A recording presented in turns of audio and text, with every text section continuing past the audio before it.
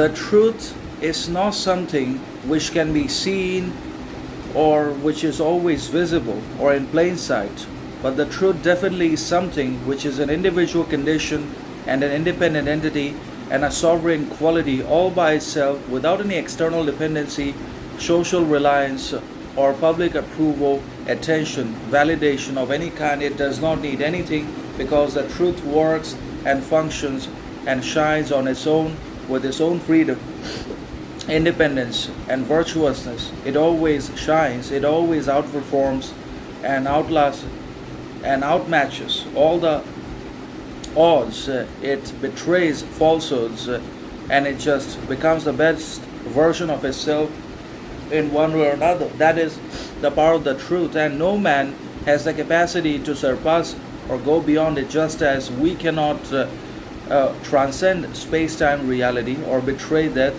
but we are fundamentally governed by these imperative and infinite conditions in our lives in one way or another. And the same can be said when it comes to the truth as well.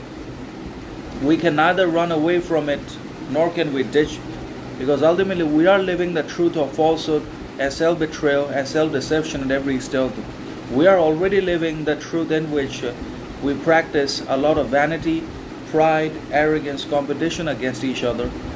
But we can become the truth if we want.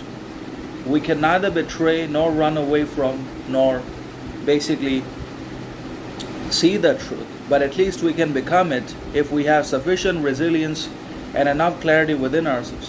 When we develop and cultivate powerful self-knowledge, consciousness, self-understanding within ourselves, then we can be governed by the truth, or we can become the truth. But when we become the truth, we become invincible. We become unbeatable and unshakable from the point of view of the unconscious, from the standpoint of the mediocre, monotonous people also, who ultimately are pretending and lying and competing against each other, cannot beat us because we speak the truth, because we are the truth.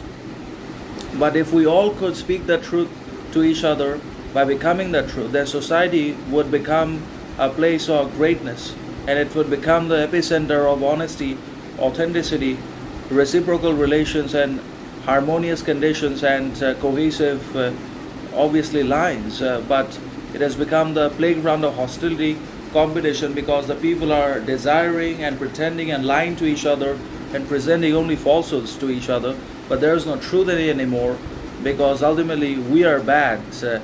So definitely truth is something that can be actualized and internalized and then practiced, and we can become it.